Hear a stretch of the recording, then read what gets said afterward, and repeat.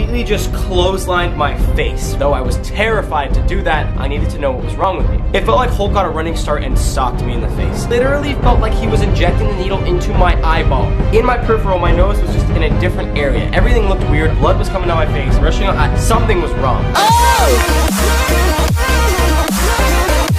What is going on, guys, and welcome to today's video. Now, I gotta start with a couple things. For those who are gonna comment in the video, my lip right here, I have stitches on it, okay? Which is completely unrelated, ironically, to today's video, which also has to do with my face, stitches, and being messed up. I had like a little cyst thing that I've had for like a year, got it removed, sent it in, making sure I'm not dying or anything. I'll let y'all know, keep y'all updated what comes back, you know? Hopefully I'm alive, you know?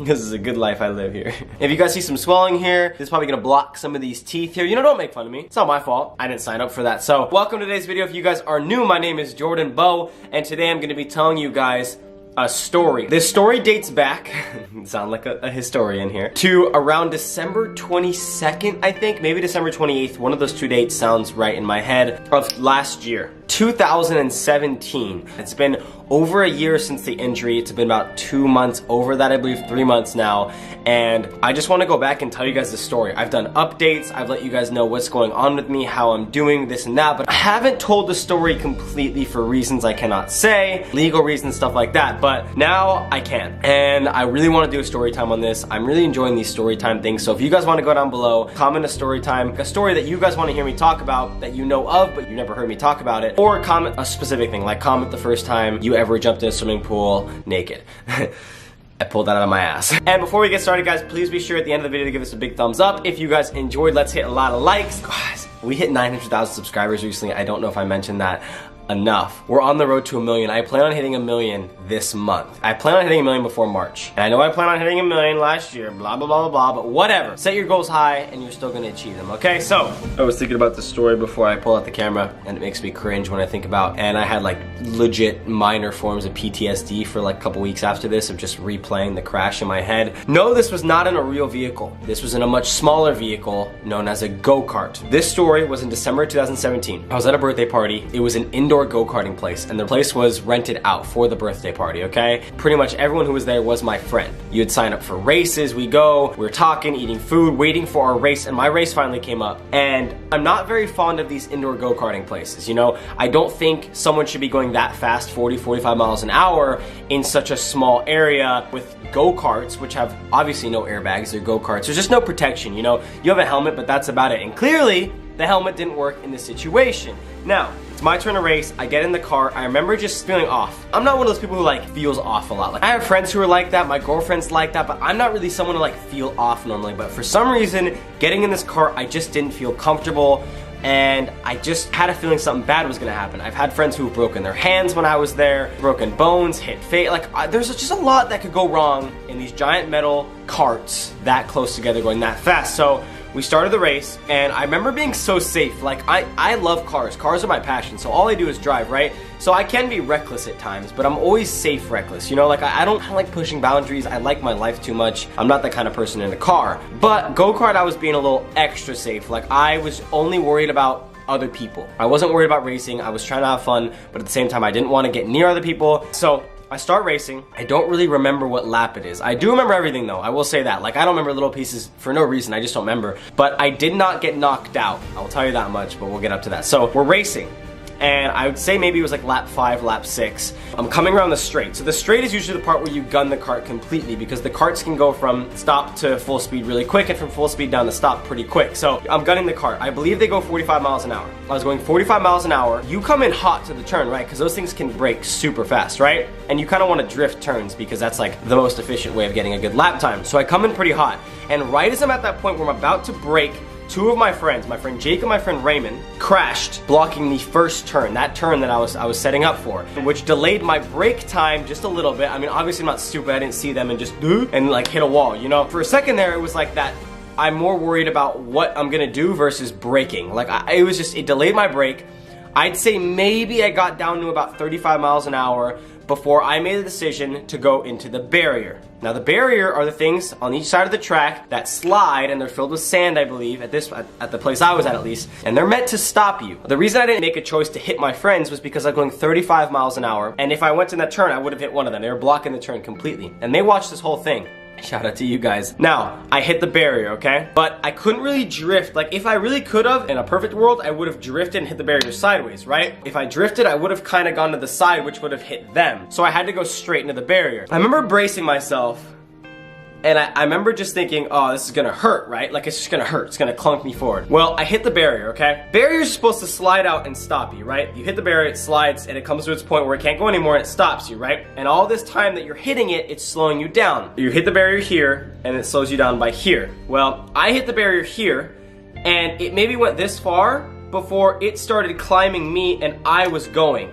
So the barrier didn't move. The barrier climbed up my car, up the steering wheel, and into my face, which was right here, obviously. I'm sticking out of the cart a little bit. I had a full face helmet on. When I tell the story, people first assume, oh, he must have had a helmet on. Like, what kind of go-karting place is that? No, I had a full face helmet on. The only problem is, these barriers are heavy, heavy plastic filled with a lot of sand. Now, let's say the barrier lifted up about 3 feet. That's about how high my cart lifted it up, okay? Now, it's about 3 feet in the air, which means a couple feet down, it's about 2 feet in the air. A couple feet down, about 2 feet in the air, and so forth. So, it's accumulating for about, I would guess, what felt like 400 or 500 pounds of sand. It's sand, it weighs a lot, and it takes all the weight from any part of the barrier that's lifted up. That barrier climbed my cart and completely just clotheslined my face, right? I've been in a car accident before. I was in a totaled car. It wasn't me driving. I have a video on that if you guys want to go check it out. This was worse. This felt much worse than an accident. This had felt, I tell everyone the same thing, like Hulk, like movie Hulk. Like, I'm talking movie effects and everything. You know when Hulk hits someone and like they fly 60 feet?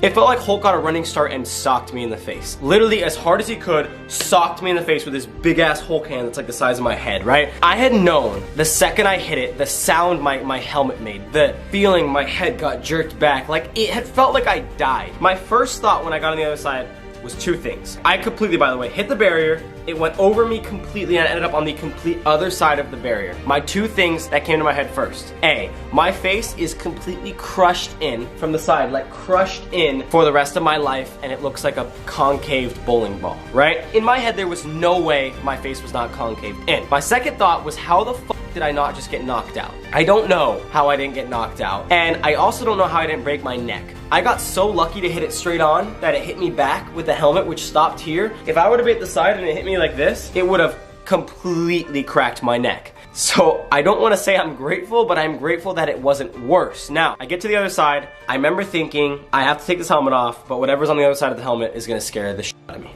Take the helmet off, and to my surprise, I look up at the two workers who had ran over. I look up at them. I said, is anything wrong with my face? What's wrong with my face? I know something's wrong. And they literally both just said, oh, f. That's literally it, from two workers. That's all I got. I got an oh, f. I didn't get a, hey man, call 911, you're gonna be okay. No, I got an oh, f. So at that point, I was like, screw you guys. Threw my helmet on the ground. I remember seeing at the corner of my eye, everyone rushing to me, of course, but especially my brother, older brother, you know, he came over, he was the first one at me. He came up to me. I don't know what's wrong with my face this moment. I have yet to see my face. I just know my whole face is numb, and I don't know what's wrong. I remember my vision was off. This eye was blurry. This eye was already starting to close on me. My nose was in a different area than, you know how if you look down, you could see your nose, you just don't notice it normally in your peripherals because it like blocks it out. In my peripheral, my nose was just in a different area. Everything looked weird. Blood was coming down my face, rushing out, something was wrong, right? First thing I wanted to do was run in the bathroom and look in the mirror. Though I was terrified to do that, I needed to know what was wrong with me. I go in the bathroom. I finally get to the bathroom with my brother. My brother was there. The girl, her name's Jessica, who was putting on this event, was there with me, checking on me, making sure everything was okay. I know there's a mirror. I kind of tried to not look at the mirror for a couple of seconds, like dreading it, knowing that I was eventually gonna have to, until I finally grew the balls to look in the mirror. Well, my nose looked like the first letter of my name. If you guys don't know my name is Jordan. A J is not the shape your nose should normally make. I remember my heart sinking at that moment, but like, I remember the first thought was, I'm gonna be in surgery tonight, and I'm not a big fan of surgery. It's a long recovery. I don't like getting put under. I've only been in surgery once, and at some point before surgery, they're gonna have to crack my nose back into place. Hate that. Whatever. Remember thinking that, heart drop, but I quickly got over it. I was kind of grateful that everything was okay. I wasn't bleeding that bad, though. I'd split my eye open here, and split my nose open here, and I broke my nose, clearly. Now, my specific injuries were I broke my orbital bone, which is this right here. Orbit or orbital? I think it's an orbital fracture right here. Okay, and then I split the entire lining of my eye open here, which was a really awkward cut. and stitching it up was weird, which is why this eye gets lazy sometimes. These were the only two places I needed stitches, and I think I got a little tiny stitch down here. Here's what gets bad. I shattered my entire nose and broke it completely in 2 places, and to this day, I have not gotten surgery. I still have not decided if I want to get surgery. Maybe in the next couple years I will, maybe in the next year I will, I don't know. Maybe I'll get it tomorrow. We'll see. Probably not tomorrow. I'm going to Disneyland, whatever. Now, to this day, you can still feel my nose and you can still feel the breaks. One thing I don't understand, I have like an idea of what happened. My nose today has not been reset. I don't know how my nose, right here, looks like this photo right here. I really don't understand. I don't know. My thing is, I remember getting in the bathroom and every time I'm in shock, I've broken my thumb before. My thumb completely broke this way, completely. And when I knew I was in shock, I cracked it back completely. Doctor said I did a good job, didn't need surgery. I'm pretty much a surgeon, right? I knew I was in shock, so I looked in the mirror and I was like putting a lot of pressure on it, right? And I remember one time I was doing that, I heard a big crack. Thought I put it all the way back into place, but I looked in the mirror and it was so swollen and it still looked crooked. So I get to the hospital, they stitched me up, whatever. I took a bunch of pain meds. The ride to the hospital was the most painful experience of my entire life. You couldn't pay me $1 million to go back in time and live that. You just can't. It's not worth it. It was horrible. The worst pain I ever felt. I was kicking, punching, and hitting my brother's car. I couldn't stop moving my body. I was in agony. I was pretty much in shock, right? Here was actually went hand in hand for the worst pain of my entire life. When they sewed my eye up, it took probably 45 minutes to an hour. I think I got 15 stitches. They probably had to inject numbing into my eye 10 times. I don't know where the f the needle went, but it literally felt like he was injecting the needle into my eyeball. It was the worst thing. It was torture for an hour. The doctor was really nice. I'm not blaming you. I'm just saying it was hell. As if I had not been through enough pain. That was not needed, okay? I finally get fixed up. I go on my way, and months later, I have an appointment to see if I need surgery. And it was kind of up to my decision. I'm not big on surgery. If I ever get to the point where I just start to feel really ugly, I'll probably go get it, but you know, for right now, I'm fine. I'm gonna deal with being a little uglier than I used to be. I do kind of miss the times when I like didn't have a crooked nose and I didn't have a lazy eye, and this eye has like gotten really blurred vision since the accident, and the doctors kind of think it's just my eye went blurry, but it doesn't make sense because my vision used to be absolutely perfect, and now this eye is completely shot. Like if I close my eye, I can't read like a license plate in front of me. It's whack.